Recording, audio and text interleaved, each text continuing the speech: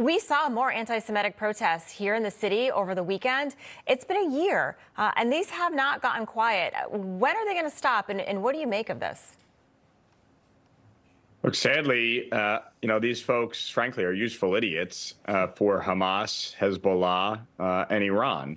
And I think, obviously, so long as this conflict continues, so long as Israel is under threat, you're going to continue to see these types of protests.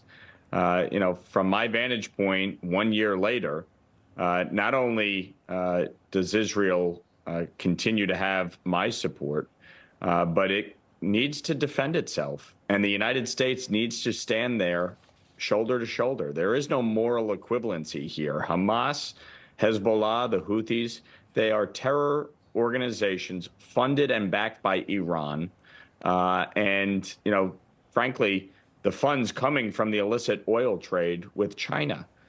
So the challenge that I think most Americans need to recognize is the fact that China, Iran, Russia, they are not our friends. They are not our allies. They are seeking to undermine and destabilize the United States, Israel, Europe, and the free world. And what we've seen with the anti-Semitism, what we've seen with the Jew hatred, frankly, is but a part of this. This is a hatred of Western democracy. This is a hatred of capitalism. It is a hatred of Judeo-Christian values.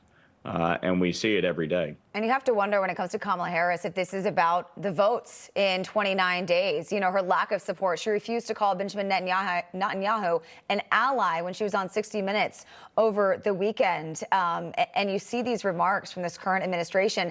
And then you see what happened in the primaries, like in Michigan and Minnesota, with the uncommitted vote and those coming out and refusing to vote for her. You have to wonder if her current responses to what's going on are just about votes.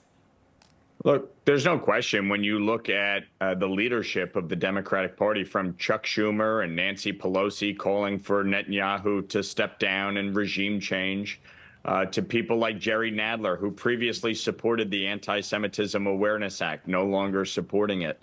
And then, obviously, the way this administration has handled the situation on the ground. They tried to placate and appease Iran. They wanted to renegotiate the Iran nuclear deal. They allowed for the illicit oil trade.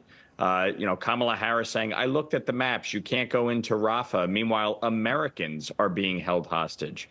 Put aside for a moment the fact that Israelis are being held hostage. Americans are being held hostage. And the idea that we have not done more to forcefully get them out is shameful, to be quite frank. Yeah, what do you think the administration should be doing? Because they clearly have not done enough.